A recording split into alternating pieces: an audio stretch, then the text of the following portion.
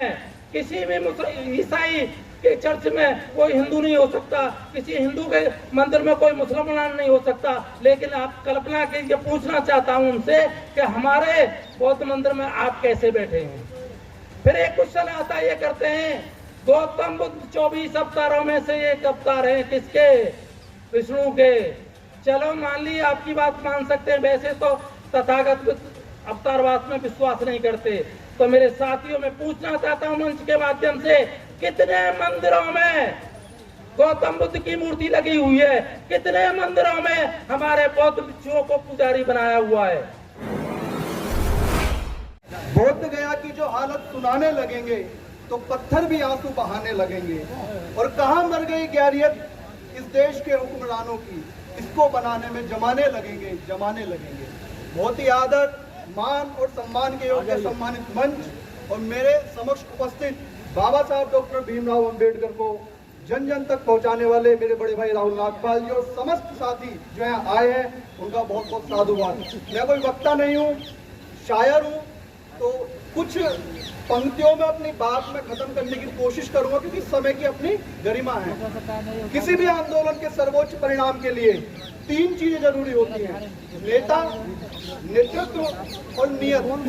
किसी भी आंदोलन में अगर हम ये 3 चीजें डाल देंगे, नेता, नेतृत्व और नियत, उस आंदोलन का रिजल्ट 100% आएगा ही आएगा।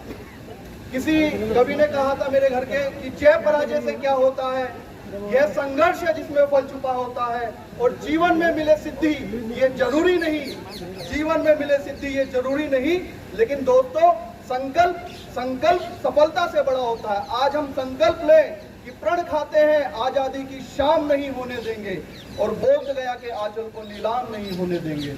इसी के साथियों, ये विडंबना की बात है।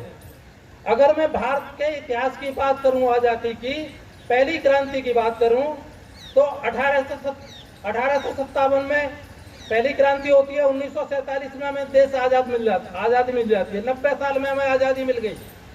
लेकिन दुर्भाग्य की बात है, 135-40 साल से ये आंदोलन चल रहा है, आजादी नहीं मिली। और क्या आजादी नहीं मिली? हम अपने घर को हमें नहीं मिला। दुनिया का कोई भी कोना देख लीजिए, जैसे मुसलमानों के लिए मक्का मदीना है, ईसाइयों के लिए यरूशलेम है, बौद्धों के लिए बोध गया, दुनिया के बौद्धों के लिए। क्यों?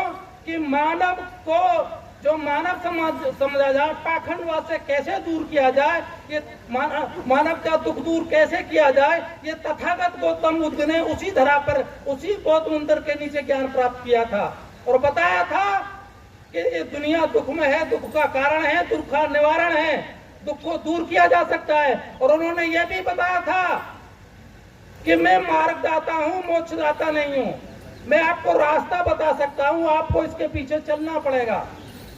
तो दुनिया के लोग तथागत की बात का अनुसरण करके आप देखिए कहां तक चले गए। और हम जहां से गौतम बुद्ध पैदा होते हैं, जहां से ये ज्ञान प्रसारित होता है, वहां को तहस नहस करा दिया गया। वहां पता ही नहीं था गौतम बुद्ध का वो मंदिर कब है। तो ये तो अंग्रेजों की मेहरबानी से वहां खुदाई हुई। आज भी आप देखेंगे जो बोध गया गए होंगे मेरे साथी, 1-2 मंजिल नीचे है। और वो सम्राट अशोक की विरासत 1,84,000 पूछिए उनसे कहाँ गए। वेनसांग फायान जो चीनी यात्री हैं, जो भारत में आते हैं, वो इतिहास के पन्ने में आपकी विरासत को बताते हैं कि ये अयोध्या आपकी थी, साकेत था इसका नाम, मथुरा आपकी थी, कनिष्क आपका था। आज भी मथुरा में आपका बहुत बड़ा संग्रहालय है जिसमें आपकी विरासत है। पूरा भारत बौद्ध में था, पूरा भारत विश्व गुरु था। कब था? नालंदा विश्वविद्यालय था, पूरे विश्व के लोग यहाँ आते थे, पढ़ने थे, वो विश्व गुरु था। आज तो विश्व का चेला भी नहीं रहा। आज पाखंडियों का भरमा रहे यहाँ, जो सत्यता की बात आप कह नहीं सकते। आप इससे ज्यादा झूठ क्या हो सकता है? जब हमारा प्रधानमंत्री बाहर जाता है, सीना चौड़ा करके कहता है मैं बुद्ध के देश से आया हूं, लेकिन भारत में आकर के एक भी बुद्ध की बात नहीं सुनता। अगर विदेशी हमारे देश में आते हैं तो योगी जी और मोदी जी उनको गौतम बुद्ध की मूर्ति देते हैं।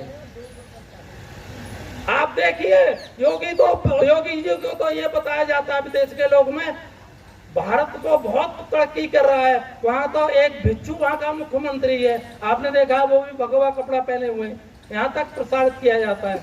और आप देख लीजिए हमारे घर में किसी भी ईसाई के चर्च में कोई हिंदू नहीं हो सकता, किसी हिंदू के मंदिर में कोई मुसलमान नहीं हो सकता, लेकिन आप कल्पना कीजिए, पूछना चाहता हूं उनसे कि हमारे बौद्ध मंदिर में आप कैसे बैठे हैं।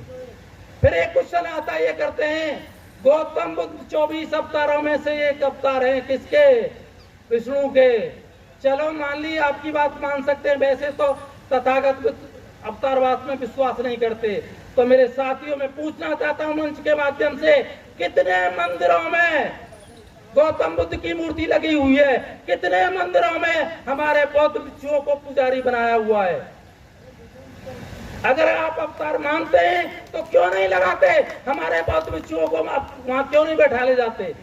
तो ये षड्यंत्र के तहत हुआ है कि हम बेशक विदेशों में पता चला कि संविधान लागू है, बेशक बताया गया 1947 में हम आजाद हो गए, लेकिन जब ये कानून था कि 1947 के बाद में जो कानून है वो स्वतः ही रद्द हो जाएंगे 1950 में जब आपका संविधान लागू होता है। लेकिन ये कानून क्यों नहीं रद्द हुआ?